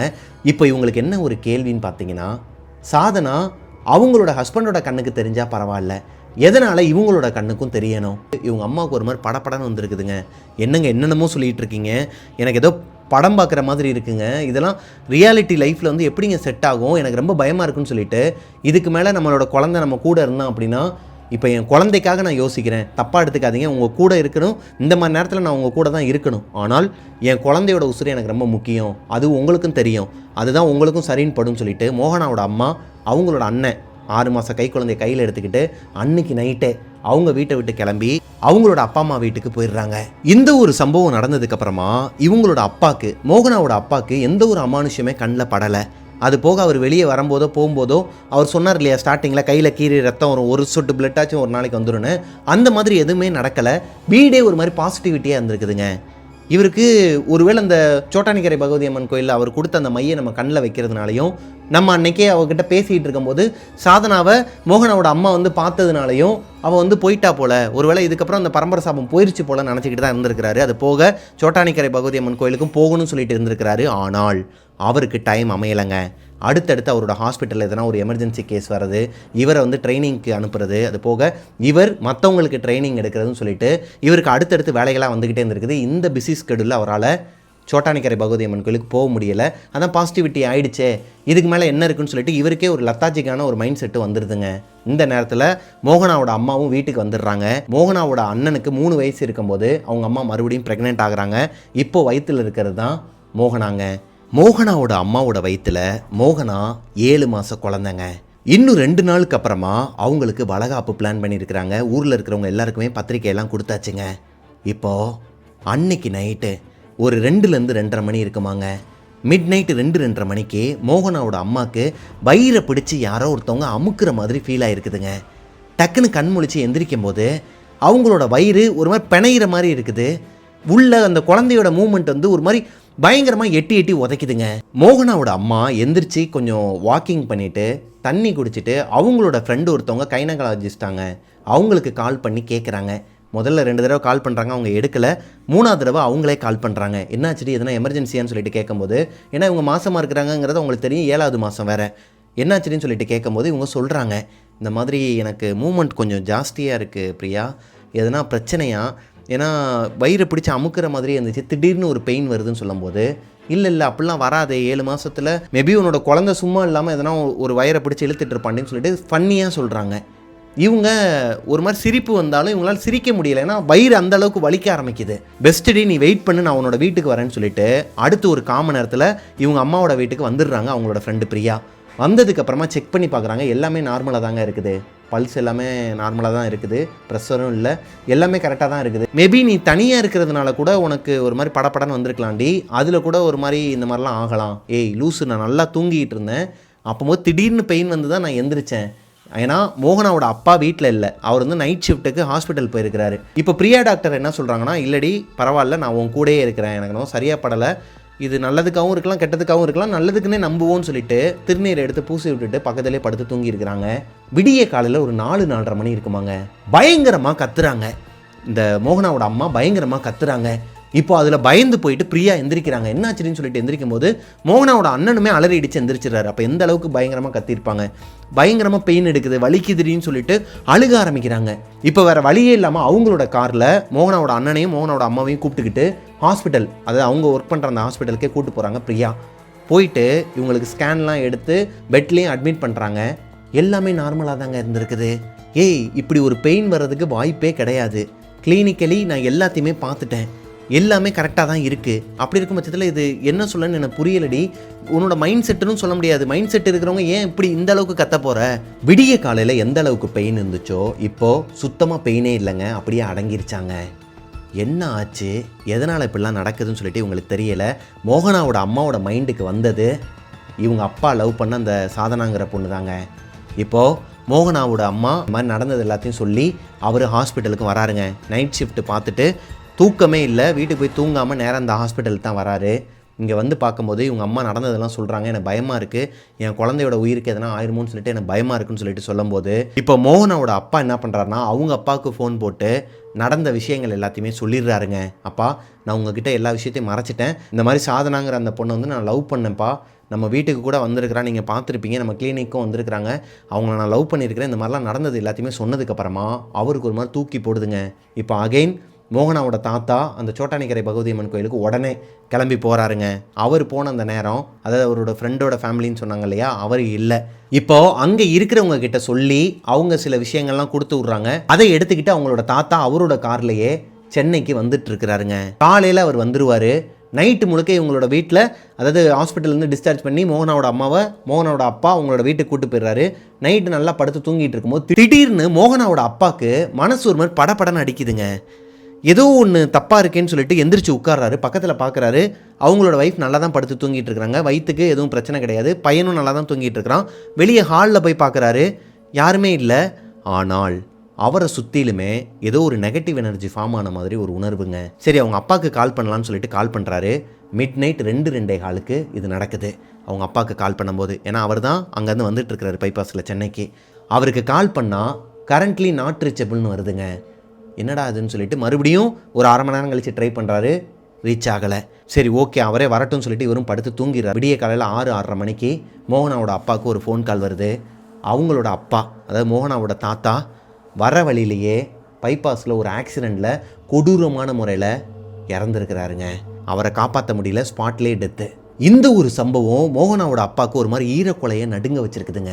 மோகனாவோட தாத்தா கேர்லெஸ்ஸாக இருந்ததுனால, அதுவும் நைட் நேரம் தனியாக ட்ராவல் பண்ணி வந்த காரணத்தினால, இல்லை அங்கே இருக்கிற ஏதோ ஒரு லாரியோ பஸ்ஸோ கவனக்குறைவுனால நடந்த ஒரு ஆக்சிடெண்ட்டா, இல்லை இவங்களுக்கு ஹெல்ப் பண்ணணும்னு சொல்லிட்டு அந்த சோட்டானிக்கரை பகவதி அம்மன் கோயிலுக்கு போயிட்டு சில பொருட்கள்லாம் வாங்கிக்கிட்டு இவங்களோட வீட்டுக்கு வரதுனால இவரோட எக்ஸ்லவரான அந்த இறந்து போன சாதனாங்கிற பொண்ணோட ஒரு வெஞ்சின் காரணமா இப்படி பல குழப்பம் இவங்க அப்பாவுக்கும் அம்மாவுக்கும் வந்திருக்குதுங்க. என்ன பண்ணுறதுனே தெரியாமல் முழிச்சுக்கிட்டு இருக்கப்போ ஆஞ்சநேயர்கிட்ட வேண்டிக்கிறாருங்க, தயவு செஞ்சு என்னோட குழந்தை பிறக்கிற வரைக்கும் எனக்கு காவல் காத்து நில்லு, எனக்கு என்னன்னாலும் பரவாயில்ல, என்னோடய ஒய்ஃபுக்கும் என்னோட குழந்தைங்களுக்கும் எதுவுமே ஆயிடக்கூடாதுன்னு சொல்லிட்டு வேண்டி தினம் வேண்டுவாராம். டெய்லியுமே ஆஞ்சநேயர் கோயிலுக்கு போயிட்டு வருவாராம். அந்த செந்தூரத்தை எடுத்து இவங்க அம்மாவுக்கும் வச்சு விடுவாராங்க. அப்படி இருக்கும் பட்சத்தில் ஒரு கட்டத்துக்கு மேலே சுகப்பிரசவமாகவே இவங்க மோகனா பிறந்துடுறாங்க. மோகனா பிறந்ததுக்கு அப்புறமா அவங்களோட அம்மா கொஞ்சம் ரிலாக்ஸ் ஆகிருக்கிறாங்க. ஏன்னா இந்த குழந்தை பிறக்கிற வரைக்குமே அவங்க அம்மாவுக்கும் சரி அப்பாவுக்கும் சரி 2 பேருக்குமே ஒரு மாதிரி படப்படன்னு அடிச்சுக்கிட்டே இருந்துருக்குதுங்க. மோகனாவோட அம்மாவோட ஃப்ரெண்டு பிரியா அவங்களோட வீட்டுக்கு வந்தது இவங்களுக்கு கொஞ்சம் காம்ப்ளிகேட் ஆகிறது. அதாவது தேவையில்லாமல் வயிறு வலி வருது, எதனால் இதெல்லாம் வருது, ஒருவேளை குழந்தையோட உயிருக்கு எதனா ஆபத்து இருக்குமா, குழந்தை இறந்து பிறக்குமாங்கிற அந்த ஒரு ஸ்டேஜில் தான் எல்லாருமே இருந்திருக்கிறாங்க. இந்த குழந்தை பிறந்ததுக்கு அப்புறமா தான் கொஞ்சம் ரிலாக்ஸே ஆகிருக்கிறாங்க. அது போக காலங்கள் அப்படியே ஓடுதுங்க. கொஞ்சம் கொஞ்சமாக இவங்களுக்கு இருக்கிற அந்த ஸ்ட்ரெஸ்ஸாக இருக்கட்டும், அந்த பேய் மேலே இருக்கிற பயமாக இருக்கட்டும், இவங்களோட வாழ்க்கையில் இருந்த அந்த நெகட்டிவிட்டியால் இவங்களுக்கு எந்த ஒரு பிரச்சனையுமே வரல, குழந்தைங்களுக்கு எந்த பிரச்சனையும் வரலைங்க. ஆனால் மோகனாக்கு 7 வயசு இருக்கும்போது அவங்களோட வீட்டில் ஒரு சம்பவம் நடந்திருக்குதுங்க. இவங்க இருக்கிறது ஒரு அப்பார்ட்மெண்ட்டில் தாங்க. அதாவது நம்ம ஸ்டார்டிங்கில் பார்த்த அப்பார்ட்மெண்ட்டில் இல்லை, இவங்களோட அப்பா அம்மா 2 பேருமே வேற ஒரு அப்பார்ட்மெண்ட்டில் சென்னையில் இருக்கிறாங்க. அந்த அப்பார்ட்மெண்ட்டில் ஒரு ப்ளே ஏரியா இருக்குமாங்க. அந்த ப்ளே ஏரியாவில் குழந்தைங்க எல்லாருமே ஒன்று மணி தான் விளையாண்டுட்டு இருப்பாங்களாம். இவங்க வீட்டுக்கு ஆப்போசிட்டில் சுரேகாங்கிற ஒரு பொண்ணு, அதாவது 8th ஸ்டாண்டர்ட் படிக்கிற ஒரு குழந்தை இவங்க அம்மா கிட்ட சொல்லியிருக்கிறாங்க. மோகனாவோட அம்மா கிட்ட மோகனாவோட ஆக்டிவிட்டீஸே சரியில்லை, அவள் தனியாக போயிட்டு யாரு கூடயே பேசிக்கிட்டே இருக்கிறா, தனியாக போய் விளையாடுறா, அது மாதிரி ரோட்டுக்கு போகணுன்னு சொல்கிறா. ஏண்டி ரோட்டுக்கு போகணுன்னு சொல்லி கேட்டால் அந்த அக்கா தான் கூப்பிட்றாங்க, அங்கே போய் விளையாண்டா நல்லாயிருக்கும்னு சொல்கிறாங்கன்னு சொல்கிறா. அங்கே பார்த்தா அங்கே யாருமே இல்லைன்னு சொல்லிட்டு சொல்லும்போது மோகனாவோட அம்மாவுக்கு ஒரு மாதிரி தூக்கி போட்டிருக்குதுங்க. அப்போது மறுபடியும் நம்மளோட குழந்தைய இந்த சாதனாங்கிற அந்த பொண்ணோட ஆத்மா தான் டிஸ்டர்ப் பண்ணுதா, வேறு வழியே கிடையாது, வேறு யாருமே இவங்களை டிஸ்டர்ப் பண்ணணும்னு அவசியம் கிடையாது. இது நாள் வரைக்கும் அதனால தான் அவங்க பாதிக்கப்பட்டிருக்கிறாங்க. கிட்டத்தட்ட ஒரு 7 வருஷமாகவே வராத ஆத்மா இப்போ எதுக்கு வரணும், இந்த குழந்தைக்கு 7 வயசு இருக்கும்போது எதுக்காக வரணும்னு சொல்லிட்டு ஒரு பயம் வருது. மோகனா கிட்ட அவங்க அம்மா கேட்டுக்கல, ஆனால் மோகனாவோட அப்பா கிட்ட சொல்கிறாங்க, இந்த மாதிரியெல்லாம் கம்ப்ளைண்ட் பண்ணுறாங்க, இவன் தனியாக பேசிகிட்டு இருக்கிறாளான்னு சொல்லிட்டு சொல்லும்போது அவங்க அப்பா எதுவுமே கேட்கலையாங்க மோகனா கிட்ட. அதுக்கு பதிலாக மோகனாவை வாட்ச் பண்ண ஆரம்பிக்கிறாரு. கீழே போயிட்டு அவங்களுக்கே தெரியாமல் ப்ளே ஏரியாவில் ஒளிஞ்சிருந்து பார்ப்பாராம். அந்த குழந்தைங்க சொன்ன மாதிரியே மோகனா தனியாக போயிட்டு இந்த பாலை தூக்கி போட்டு விளையாண்டுட்டு இருக்கிறாங்க. அது போக ஆப்போசிட்டில் யாருமே இல்லை, ஆனால் அந்த பொண்ணு பேசுகிறாங்க. எங்கே ஆண்டி, வெளியே வா, போகுமா, சரி வாங்க போகலான்னு சொல்லிட்டு யாரோ ஒருத்தவங்களோட கையை பிடிச்சி நடக்கிற மாதிரியே அவங்க ஆக்டிவிட்டீஸ்லாம் பண்ணுறாங்க. அவங்களுக்கு பக்கத்தில் யாருமே இல்லை, விஷுவலாக பார்க்கும்போது யாருமே இல்லை. இருந்தாலும் மோகனாவோட அப்பா எதுவுமே பேசாமல் ஒரு குறிப்பிட்ட டிஸ்டன்ஸில் ஃபாலோ பண்ணி பின்னாடியே போகும்போது ஒரு கட்டத்துக்கு மேலே இவங்களோட அந்த கேட்டட் கம்யூனிட்டியை தாண்டி வெளியே போயிடுறாங்க. வெளியே அந்த லாரி பஸ்ஸுலாம் போகிற இடத்துக்கு போகும்போது அவசரமாக ஓடுறாருங்க. வேகமாக ஓடி போயிட்டு அவங்களோட குழந்தைய தூக்கிட்டு வந்துடுறாரு. ஜஸ்ட்டு மிஸ்ஸாக ஒரு ஃப்ராக்ஷன் ஆஃப் த செகண்டில் அங்கிட்டு வந்து ஒரு தண்ணி லாரியில் அடிபட்டு இறந்துருக்க வேண்டியது மோகனா. ஆனால் அவங்க அப்பா காப்பாற்றிடுறாரு. காப்பாற்றினதுக்கப்புறமா அந்த குழந்தைய ஓங்கி ஒரு அறை விட்டுட்டு, எதுக்காக நீ இப்போ வெளியே போன, யாரை கேட்டு நீ வெளியே போகணுன்னு சொல்லிட்டு கேட்கும்போது கையை காட்டி இந்த ஆண்டி தான் என்னை கூப்பிட்டு போனாங்க அப்படிங்கிற மாதிரி சொல்கிறாங்க. இவருக்கு ஒரு மாதிரி தூக்கி போட்டிருக்குதுங்க. பின்னாடி திரும்பி பார்த்தா அங்கே யாருமே இல்லையா. இப்போது இங்கே நடக்கிற எல்லா விஷயத்தையுமே அந்த செக்யூரிட்டியும் பார்த்துக்கிட்டு தாங்க இருந்திருக்கிறாரு. அவர் என்ன சொல்கிறாருன்னா, சார் நான் நடக்கிறதெல்லாம் பார்த்துக்கிட்டு தான் இருக்கிறேன், எனக்கு தெரிஞ்ச ஒரு தர்கா இருக்குது, நீங்கள் வேணால் அங்கே கூட்டு போய் ட்ரை பண்ணுங்கன்னு சொல்லும்போது இவருக்கு வேறு வழியே இல்லாமல் சரி கூட்டு போவோம், என்ன தான் சொல்கிறாங்கன்னு பார்ப்போம்னு சொல்லிட்டு ஆக்சுவலாக இப்போ இவங்க இருக்கிறாங்க இல்லையா ஒரு அப்பார்ட்மெண்ட்டில், உங்களோட வீட்டில் இதுக்கு முன்னாடி ஹஸ்பண்ட் அண்ட் ஒய்ஃபாக இருந்திருக்கிறாங்க. புதுசாக கல்யாணம் பண்ணவங்க தான் அங்கே இருந்திருக்கிறாங்க. காலப்போக்கில் அவங்களுக்குள்ள நிறைய சண்டைகள் சச்சரவுகள்லாம் வர ஆரம்பிச்சதுக்கப்புறமா அங்கே இருக்கிறவங்க இந்த கம்யூனிட்டியை சேர்ந்தவங்களே நீங்கள் இதுக்கப்புறம் இங்கே இருக்கக்கூடாது, ஏன்னா வாடகைக்கு தான் இருக்கிறாங்க, ஸோ அவங்களோட ஹவுஸ் ஓனர்கிட்ட சொல்லி எங்களுக்கு டிஸ்டர்பன்ஸாக இருக்குது, இவங்களை வந்து போக சொல்லுங்கன்னு சொல்லும்போது ஒரு குறிப்பிட்ட மாதம் அவங்கக்கிட்ட அவகாசமும் வாங்கிடுறாங்க, நாங்கள் வந்து வீடை காலி பண்ணிக்கிறோன்னு சொல்லிட்டு. ஆனால் தொடர்ந்து 3 நாளைக்கு அந்த வீடு பூட்டி போட்டே தாங்க கிடந்திருக்குது. உள்ளேருந்து எந்த சத்தமும் இல்லை. வெளியே அவங்க யூஸ் பண்ணுற அந்த ஸ்லிப்பர்ஸாக இருக்கட்டும், அவங்களோட ஷூஸாக இருக்கட்டும், எல்லாமே இருக்குது. அது போக அவங்க ஆன்லைனில் ஆர்டர் பண்ண அந்த விஷயங்களும் வெளியவே தான் இருந்திருக்குது.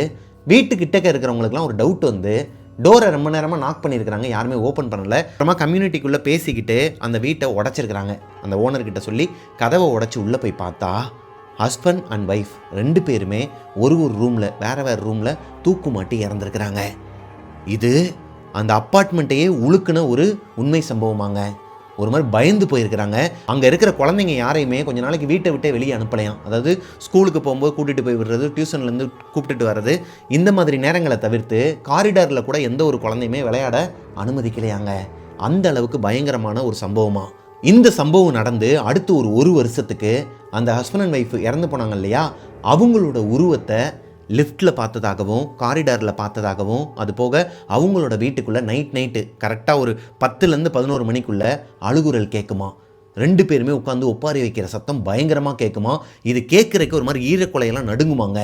அந்த அப்பார்ட்மெண்ட்டோட ஓனர் வெளியே இருக்கிற பெரிய பெரிய மாந்திரிகவாதிகள் எல்லாரையுமே கூட்டு வந்து இங்கே பெரிய பெரிய பூஜைகள்லாம் யாகங்கள்லாம் நடத்தியிருக்கிறாரு. எல்லாமே நடத்தி முடித்ததுக்கப்புறமா ஒரு வாரத்துக்கு அப்புறமா எல்லாமே அடங்கியிருக்குது. அவங்களோட உருவத்தை யாருமே பார்க்கல, அந்த அழுகுரல் சத்தமும் கேட்கல. வெளியே ஒரு பெரிய தகடு ஒன்று மாற்றி வச்சுருப்பாங்களாம். அந்த தகடை மறைக்கிறதுக்காகவே மேலே கழுத ஃபோட்டோ, அதாவது என்னை பார் யோகம் வரும்னு சொல்லிட்டு ஒரு கழுத ஃபோட்டோ வந்து மேலே மாட்டி வச்சுருப்பாங்களாம் வீட்டு வாசல்லையே. அதை மட்டும் கலட்டாதீங்கன்னு சொல்லிட்டு தான் மோகனாவோட அப்பா கிட்டேயே அந்த வீட்டோட ஓனர் சொல்லியிருக்கிறாரு. இப்படி இருக்கும் பட்சத்தில் இப்படி ஒரு சம்பவம் இங்கே நடந்திருக்கிறத இப்போ அந்த செக்யூரிட்டி தாங்க சொல்லியிருக்கிறாரு. மேபி நீங்கள் இப்போ அதே வீட்டில் இருக்கிறதுனால அந்த ஆத்மாக்களில் யாரோ ஒருத்தர் தான் உங்களோட குழந்தையும் டிஸ்டர்ப் பண்ணுதோன்னு சொல்லிட்டு எனக்கு சந்தேகமாக இருக்குது சார். நான் சொன்னேன்னு சொல்லிட்டு நீங்கள் யார்ட்டையுமே சொல்லிடாதீங்க, குறிப்பாக இந்த கம்யூனிட்டியில் இருக்கிற யார்ட்டையுமே சொல்லிடாதீங்க, அது போக உங்களோட ஓனர்கிட்டையும் சொல்லிடாதீங்கன்னு சொல்லிட்டு கையெடுத்து கும்பிட்டு அனுப்பி விட்டுறாருங்க. இப்போது மோகனாவோட அப்பா கொஞ்சம் கூட நேரம் தாழ்த்தாமல் உடனே அவங்கள கூப்பிட்டுக்கிட்டு தர்காவுக்கு போகிறாரு. அவர் சொன்ன தர்காவுக்கு போய் பார்க்கும்போது அவருமே அதை தாங்க சொல்லியிருக்கிறாரு. இப்போ நீங்கள் இருக்கிற வீட்டில் 2 அமானுஷம் இருக்குது, அது 2மே ரொம்பவே ஒரு மாதிரி வெக்ஸாகி போய், அதாவது எல்லாத்தையுமே வெறுத்து போய் உயிரை விட்ட ஆத்மாக்கள், அதுக்கு மோட்சமே கிடையாது. அப்படி இருக்கும் பட்சத்தில் நீங்கள் அந்த வீட்டில் இருந்தீங்க அப்படின்னா அது உங்களோட குழந்தைக்கும் மேபி உங்கள் வீட்டில் இருக்கிற எல்லாருக்குமே இதுக்கப்புறம் காட்ட ஆரம்பிக்கலாம். எவ்வளோ சீக்கிரம் முடியுமோ அந்த வீடை வந்து காலி பண்ணிட்டு போயிருங்கன்னு சொல்லிட்டு சொல்லி விட்டுறாரு. அது போக இந்த குழந்தைக்கு ஒரு கயிறும் கட்டி விட்டுறாரு. அவங்க வீட்டில் இருக்கிறவங்க எல்லாருக்குமே கயிறும் கொடுத்து விட்றாருங்க. இந்த ஒரு சம்பவத்துக்கு அப்புறமா மோகனாவோட அப்பா அந்த அப்பார்ட்மெண்ட்டை காலி பண்ணிவிட்டு வேற ஒரு அப்பார்ட்மெண்ட் வாங்கிடுறாரு. ஆல்ரெடி அவர் வந்து வாங்குறதா தான் இருந்திருக்குது. இந்த நேரம் பார்த்து இந்த சம்பவம் நடந்த காரணத்தினால உடனே அடுத்து ஒரு 2-3 மாதத்துலேயே வேற ஒரு அப்பார்ட்மெண்ட் வாங்கிடுறாரு. அங்கே இவங்க எல்லாரையுமே கூட்டு போயிடுறாரு. அந்த அப்பார்ட்மெண்ட்டுக்கு போனதுக்கப்புறமா இவங்களுக்கு இந்த மாதிரி எந்த ஒரு அமானுஷமே நடக்கலையாங்க. அதாவது மோகனா தனியாக பேசுகிறது, வேறு யார் கூடயாச்சும் போய் விளையாடுறது, அந்த மாதிரிலாம் எதுவுமே பண்ணலையாம். எல்லாமே நல்லபடியாக தாங்க போயிட்டு இருந்திருக்குது. அப்படியே சில வருஷங்களும் போகுதுங்க. மோகனா 10th ஸ்டாண்டர்ட் படிச்சுட்டு இருக்கிறாங்க. 10th ஸ்டாண்டர்ட் படிச்சுட்டு இருக்கும்போது மோகனாவோட அம்மாவுக்கு அடிக்கடி உடம்பு முடியாமல் போகுமா, பிளட் வாமிட்லாம் எடுக்க ஆரம்பிக்கிறாங்க. இதுக்கு என்ன ரீசன் சொல்லிட்டு மோகனாக்கோ இல்லை மோகனாவோட அண்ணனுக்கோ தெரியலை. ஆனால் ஒரு கட்டத்துக்கு மேலே தான் அவங்களுக்கு தெரிய வந்திருக்குது, மோகனாவோட அம்மாவுக்கு கேன்சர் இருந்திருக்குதுங்க. அவங்களோட உயிர் மோகனா 11th ஸ்டாண்டர்ட் போகும்போதே போயிருக்குதுங்க. அவங்க அம்மா இறந்துட்டாங்க. அவங்க அம்மா இறந்ததுக்கப்புறமா அப்பா, மோகனாவோட அண்ணன் 3 பேர் தான் அவங்களோட வீட்டில் இருந்திருக்கிறாங்க. அவங்களோட அம்மாவோட ஞாபகம் மோகனாவுக்கு ரொம்பவே ஒரு மாதிரி பெயினை கொடுத்துருக்குதுங்க. ஏன்னா அவங்க அம்மா இறக்குறதுக்கு முன்னாடி, அதாவது இந்த வீட்டுக்கெலாம் வந்ததுக்கப்புறமா 9th ஸ்டாண்டர்ட் படிச்சுட்டு இருக்கும்போது அவங்களோட வாழ்க்கையில் நடந்த சம்பவங்கள் எல்லாத்தையுமே, அதாவது நான் இப்போ ஸ்டார்டிங்லேருந்து அவங்க அப்பாவுக்கு, அவங்க அப்பாவோட அப்பாவுக்கு எல்லாருக்குமே என்ன நடந்துச்சுன்னு சொல்லிட்டு சொன்னேன் இல்லையா, இது எல்லாத்தையுமே மோகனாவோட அம்மா மோகனா கிட்ட சொல்லியிருக்கிறாங்க. இது எல்லாத்தையுமே மோகனாவால் நம்பவும் முடியல, நம்பாமே இருக்க முடியல. இருந்தாலும் அம்மா சொல்கிறாங்களேன்னு சொல்லிட்டு கேட்டு வச்சுக்கிறாங்க. ஏன்னா மோகனாவுக்கு 7 வயசு இருக்கும்போது நடந்த அந்த சம்பவங்கள் எல்லாமே அவங்களுக்கு காலப்போக்கில் அவங்க பழகின அந்த ஆட்களாக இருக்கட்டும், அட்மாஸ்பியராக இருக்கட்டும், எல்லாமே அவங்கள அந்த பழைய ஞாபகங்கள்லாம் மறக்க வச்சிருச்சுங்க. இந்த பேயின்னு ஒன்று இருக்கா அப்படிங்கிற ஒரு ஸ்டேஜுக்கே வந்துட்டாங்கன்னு வச்சுக்கோங்களேன். இப்போது அவங்க அம்மா இறந்ததுக்கப்புறமா அடுத்து ஒரு 3-4 வருஷம் போகுதுங்க. இவங்க காலேஜ் படிக்கிற அந்த டைம்லையும் நிறைய அமானுஷங்கள் அவங்களோட காலேஜ் ஹாஸ்டலில் நடந்திருக்குது. ஏன்னா பெங்களூரில் இருக்கிற ஒரு காலேஜில் தான், ஒரு மெடிக்கல் காலேஜில் தான் போயிட்டு படிச்சிருக்கிறாங்க. அது போக அவங்களோட ஃப்ரெண்ட் சர்க்கிளில் இருக்கிறவங்க எல்லாருமே நைட் நேரம் உட்காந்து இந்த ஓஜா போர்ட் ப்ளே பண்ணுறது, அப்புறம் இந்த சார்லி ப்ளே பண்ணுறது, இதெல்லாம் பண்ணிகிட்டு இருக்கும்போது அவங்களோட ஹாஸ்டல்லையே நிறைய அமானுஷங்கள்லாம் நடந்திருக்கு தான். அதுக்கு எஸ்ன்னு வர்றது, அது போக அந்த ஹாஸ்டல்லே ஆல்ரெடி இந்த சூசைட் பண்ணி இறந்துருப்பாங்க இல்லையா, அவங்களோட ஆத்மா கூடலாம் கம்யூனிகேட் பண்ணுறது, இதெல்லாம் பார்த்து மோகனாவுக்கு மறுபடியும் அந்த பழைய ஸ்டேஜ் ஞாபகத்துக்கு வருதுங்க. அந்த 7 வயசில் நடந்தது, அந்த மாதிரி ஒரு ஆத்மா இருக்குங்கிறது. 2 பிரிவாக இருப்பாங்களாம் இவங்களோட ஹாஸ்டலில். பேய் இருக்குன்னு சொல்கிறதுக்கு ஒரு கும்பல், பேய் இல்லைன்னு சொல்கிறதுக்கு ஒரு கும்பல். இவங்க எல்லாருமே டாக்டருக்கு படிக்கிறவங்க தான். இருந்தாலும் ஒரு ஃபன்னுக்காக விளையாட ஆரம்பித்தது கொஞ்சம் சீரியஸ்னஸில் போய் விட்டுருதுங்க. அது எல்லாத்தையுமே இந்த பொண்ணு கடந்து வந்துடுறாங்க. அது சொல்கிற அளவுக்குலாம் பெருசாக இல்லையாங்க. அதாவது நம்ம ஆஸ் யூஸ்வல் நிறைய கதைகள் எல்லாம் பார்த்துருப்போம் இல்லையா, ஹாஸ்டலில் உட்காந்து நாங்கள் வந்து ஓஜா போர்ட் ப்ளே பண்ணோம், இறந்து போன ஒரு ஆத்மா வந்து எங்கள் கூட கம்யூனிகேட் பண்ணுச்சுன்னு சொல்லிட்டு, அந்த மாதிரி சாதாரண ஒரு விஷயந்தான். ஆனால் பெரிய அளவுக்குலாம் கிடையாதாங்க. யாருக்குமே உயிருக்கு ஆபத்து, எதனா ஒரு தடங்கள் பின்னாடியே ஃபாலோ பண்ணுறது அந்த மாதிரிலாம் கிடையாது. ப்ளே பண்ணுற டைமில் மட்டும் வந்துட்டு போயிடுமா, அந்த ஒரு நெகட்டிவ் எனர்ஜியை இவங்களால் உணர முடியுமா, அவ்வளோதாங்க. இவங்க இந்த காலேஜ் படிப்பை முடித்ததுக்கப்புறமா பெங்களூரில் இருக்கிற ஒரு மெயினான ஒரு ஹாஸ்பிட்டலில் இவங்களுக்கு வேலை கிடைக்கிது. அந்த காலேஜ் நிர்வாகமே ஒரு ஹாஸ்பிட்டல், மல்டி ஸ்பெஷாலிட்டி ஹாஸ்பிட்டல் வச்சுருக்கிறாங்க. அந்த ஹாஸ்பிட்டலில் இந்த காலேஜில் படிக்கிற ஸ்டூடெண்ட்ஸ் எல்லாருக்குமே அப்பாயின்மெண்ட் அங்கே கொடுப்பாங்களாம். மோகனாவோட அண்ணனுக்கு ஃப்ரான்ஸில் வேலை கிடச்சிருக்குதுங்க. அவர் படித்தது எல்லாமே ஃபாரினில் தான், அவர் வேலை பார்க்குறதும் ஃபாரினில் தான், அவரும் டாக்டர் தாங்க. மோகனாவோட அப்பா சென்னையில் இருக்கிற ஒரு மல்டி ஸ்பெஷாலிட்டி ஹாஸ்பிட்டலில் சீஃப் டாக்டராக வேலை பார்த்துட்டு இருக்கிறாரு. மோகனா மட்டும்தான் தனியாக பெங்களூரில் இருக்கிற அந்த ஹாஸ்பிட்டலில் டாக்டராக ஒர்க் பண்ணிகிட்டு இருக்கிறாங்க. இந்த சமயத்தில் அந்த ஹாஸ்பிட்டலுக்கு பக்கத்துலேயே இருக்கிற ஒரு 10 ஃப்ளோர் கொண்ட ஹைரைஸ் அப்பார்ட்மெண்ட்டில் அவங்க ஒரு வீடு பார்த்து தனியாக தாங்க இருந்திருக்கிறாங்க. மோகனா இந்த அப்பார்ட்மெண்ட்டுக்கு வந்ததுக்கப்புறமா அவங்களோட வாழ்க்கையில், அதாவது இந்த வீட்டுக்குள்ளேன்னு எந்த ஒரு நெகட்டிவ் எனர்ஜியும் அவங்களால ஃபீல் பண்ண முடியலை. அதே நேரத்தில் பால் காய்ச்சும் போதும் தெரிஞ்சு போகலை, எந்த ஒரு அபசோகுணமான விஷயங்களும் நடக்கலை. ஆனால் போக போக போக அவங்களோட வீட்டுக்குள்ளே மிட் நைட் ஒரு 12-12:30 மணிக்கெலாம் இவங்களோட பெட்ரூமில் படுத்து தூங்கிட்டு இருக்கும்போது ஹாலில் இருக்கிற சேரில் யாரோ ஒருத்தவங்க உட்காந்து அதை ஆட்டிக்கிட்டே இருக்கிற மாதிரி ஒரு சத்தம் கேட்குமாங்க. அதாவது ஹாலில் ஒரு டைனிங் டேபிள் போட்டிருப்பாங்களாம், அதில் இந்த உடன் சேர்லாம் வச்சுருப்பாங்க, 4-5 உடன் சேர்லாம் இருக்குமா. அந்த சேரை யாராச்சும் ஒருத்தவங்க உட்காந்துக்கிட்டே இப்படி நகட்டினாங்கன்னா ஒரு சவுண்டு கேட்கும் இல்லையா, அந்த மாதிரி ஒரு சத்தம் டிஸ்டர்பன்ஸாக இருந்திருக்குது.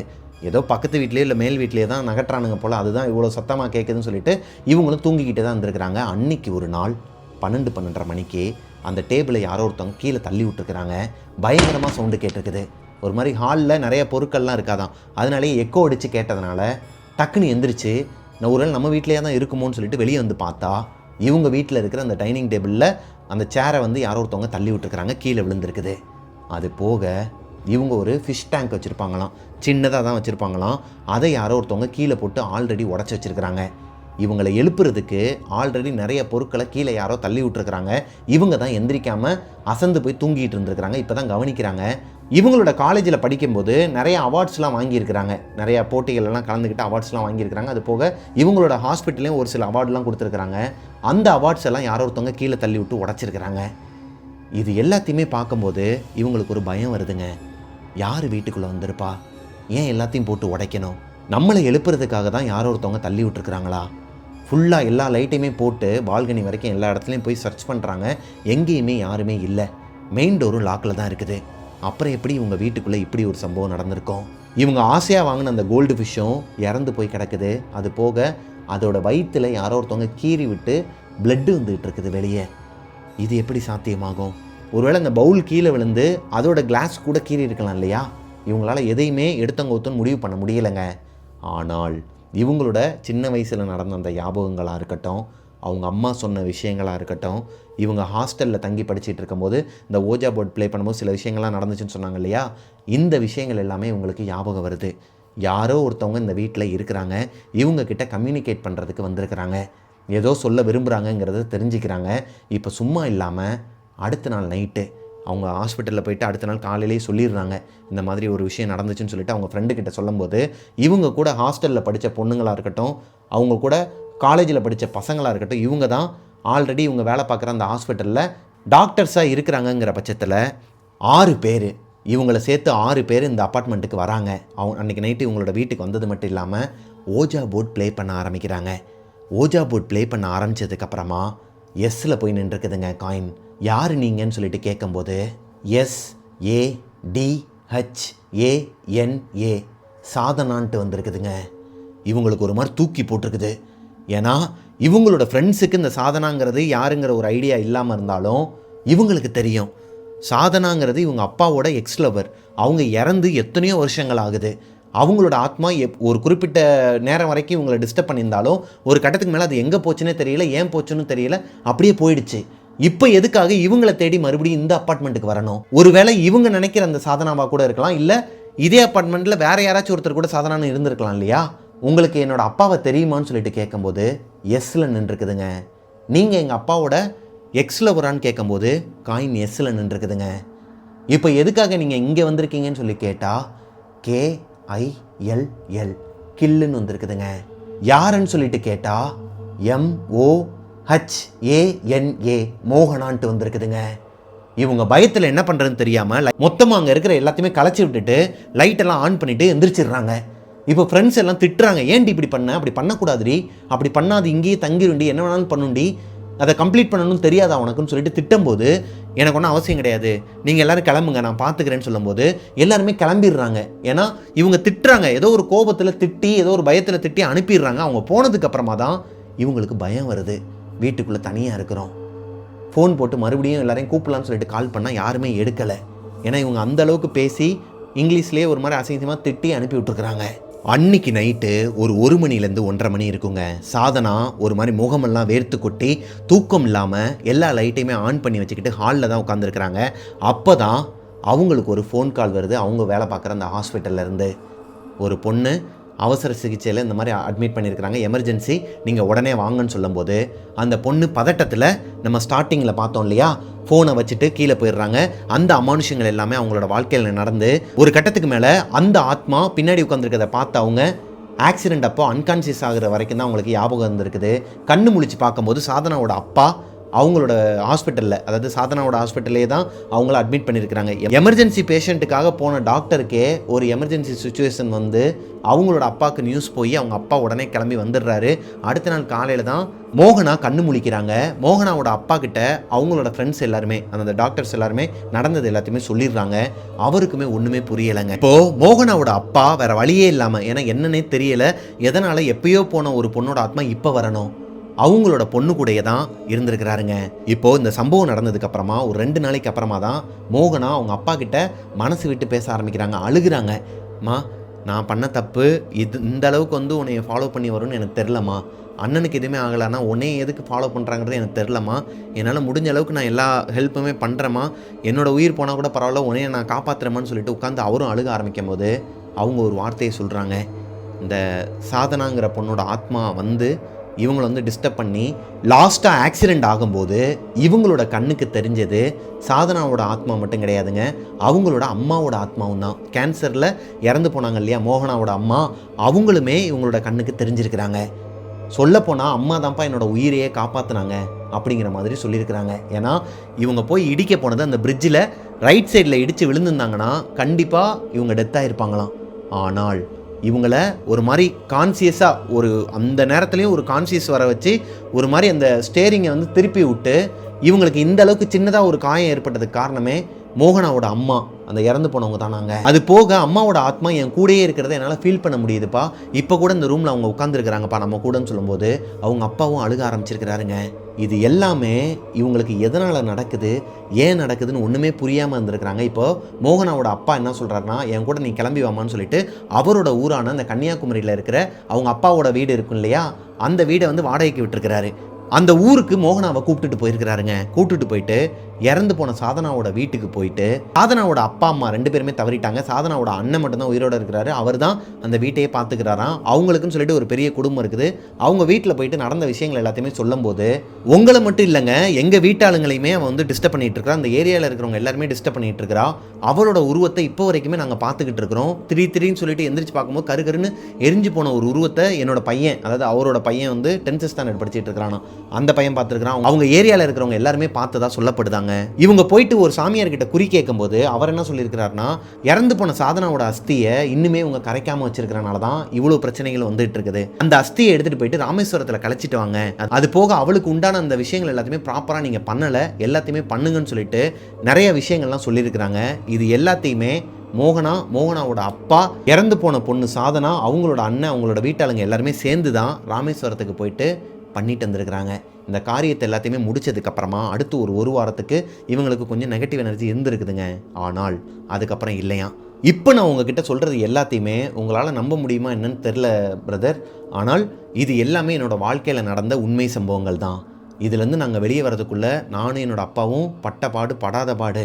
இதை யார்கிட்டையும் சொல்லணும்னு தோணிக்கிட்டே இருக்கும். ஆனால் நானே ஒரு டாக்டர், நான் ஒரு டாக்டராக இருந்துக்கிட்டு போயிட்டு இந்த மாதிரி என்னோடய வாழ்க்கையில் இப்படிலாம் நடந்துச்சுன்னு சொன்னால் என் கூட இருக்கிறவங்களே என்னை நம்ப மாட்டாங்க. ஆனால் அந்த ஓஜா போர்ட் ப்ளே பண்ணும்போது ஹாஸ்டலில் இருந்த ஸ்டூடெண்ட்ஸாக இருக்கட்டும், அப்புறம் இவங்க கூட வீட்டுக்கு வந்து ப்ளே பண்ண அந்த டாக்டர்ஸாக இருக்கட்டும், இவங்களோட ஃப்ரெண்ட்ஸாக இருக்கட்டும், அவங்களுக்கு மட்டும் தெரியுமாங்க. மற்றபடி வேறு யார்கிட்டையும் சொன்னாங்க அப்படின்னா நம்ப கூட மாட்டாங்களாம். என்ன கதை விடுறியா அப்படிங்கிற மாதிரி தான் சொல்லுவாங்களாம். ஸோ அதனாலேயே நான் என் மனசுக்குள்ளேயே வச்சுருந்தேன். உங்ககிட்ட சொன்னதுக்கப்புறமா கொஞ்சம் ரிலீஃபாக ஃபீல் பண்ணுறேன். இப்போது மோகனா அவங்களோட அப்பா உயிரோடு இல்லைங்க. அவங்களோட அண்ணன் ஃப்ரான்ஸ்லேயே கல்யாணமாகி செட்டில் ஆகிட்டாருங்க. இவங்களுக்கு அப்பப்போ கால் பண்ணுறது வந்து பார்க்குறது, அது போக இவங்களும் அங்கே போகிறதுன்ட்டு தான் இருந்துகிட்டு இருக்கிறாங்க. மோகனாவுக்கு இன்னுமே கல்யாணம் ஆகலைங்க. அவங்களுக்கு இப்போ தான் வரன் பார்த்துட்டு இருக்கிறாங்களாம். ஸோ இந்த நேரத்தில் என்னோட கதையை வந்து நான் உங்ககிட்ட சொல்கிறது என்னோட ஒரு மனபாரத்தை குறைக்கிற மாதிரி இருந்தாலும், என்னோட அந்த ஒரிஜினாலிட்டி, என்னோட பேரோ இல்லை ஊரோ இது எதையுமே வந்து சொல்லாதீங்க அப்படிங்கிற மாதிரி சொன்னாங்க. அதனால தான் ஊர் பெயர்களாக இருக்கட்டும், இல்லை இவங்களோட பெயர்களாக இருக்கட்டும், எல்லாமே புனை பெயர்கள் வச்சு தான் சொன்னேன். இது எல்லாமே கற்பனை பெயர்கள் தான். அவங்களோட ஒரிஜினல் நேமை நான் யூஸ் பண்ணவே இல்லைங்க. அவங்க என்கிட்ட சொன்ன அந்த விஷயத்தை அப்படியே நான் வந்து என்னோடய ஸ்டைலில் உங்ககிட்ட நரேட் பண்ணி முடிச்சிட்டேன். இந்த ஸ்டோரி உங்களுக்கு பிடிச்சிருக்குன்னு நம்புகிறேன். பிடிச்சிருந்துச்சுன்னா லைக் பண்ணிடுங்க. உங்களோட வாழ்க்கையில் இதே மாதிரி எதனா ஒரு அமானுஷம் நடந்திருக்குது, அதை என்கிட்ட ஷேர் பண்ணணும்னு நினச்சிங்கன்னா பிரபாகரன் அஃபிஷியல் மிஸ்டர் பிரபாகரன்கிற இன்ஸ்டாகிராம் ஐடிக்கு எனக்கு இன்பாக்ஸ் பண்ணிடுங்க. அண்ட் மிஸ்டர் பிரபாகரன் யூடியூப் சேனலை சப்ஸ்கிரைப் பண்ணிடுங்க. பக்கத்தில் இருக்க பெல் ஐக்கனை தட்டி விட்டுருங்க. ஸ்பாட்டிஃபைல நம்ம டெவில்ஸ் கிச்சனை ஃபாலோ பண்ணாதவங்க ஃபாலோ கொடுத்துருங்க. அண்ட் மிஸ்டர் பிரபாகரன் வீலாக்ஸ் சேனலை சப்ஸ்கிரைப் பண்ணாதவங்க சப்ஸ்கிரைப் பண்ணிடுங்க. பக்கத்தில் இருக்க பெல் ஐக்கனை தட்டி விட்டுருங்க. வீடு இப்போ தான் வந்து ஷிஃப்ட் பண்ணி எல்லாமே க்ளீனிங் ஒர்க்லாம் போயிட்டுருக்குது. அது போக நான் ஆஃபீஸ்க்கு வந்து நான் உங்களுக்கு ஸ்டோரிலாம் எடுத்துகிட்டு போய் நான் உட்காந்து எடிட் பண்ணி தான் உங்களுக்கு கொடுக்கணுங்கிற காரணத்தினால தான் 2 நாள் டிலே ஆகிடுச்சு. Sorry ghosties. மிஸ்டர் பிரபாகரன் வீலாக்ஸையும் சப்ஸ்கிரைப் பண்ணிடுங்க. நீங்கள் நிறைய பேர் வந்து சப்போர்ட் பண்ணிட்டு தான் இருக்கிறீங்க. இதுக்கப்புறமும் சப்போர்ட் பண்ணுங்கிற ஒரு நம்பிக்கையோட இந்த வீடியோ வந்து நான் முடிச்சிடுறேன். நெக்ஸ்ட் எபிசோடில் உங்களை மீட் பண்ணுற வரைக்கும் டாட்டா, பாய் பாய்.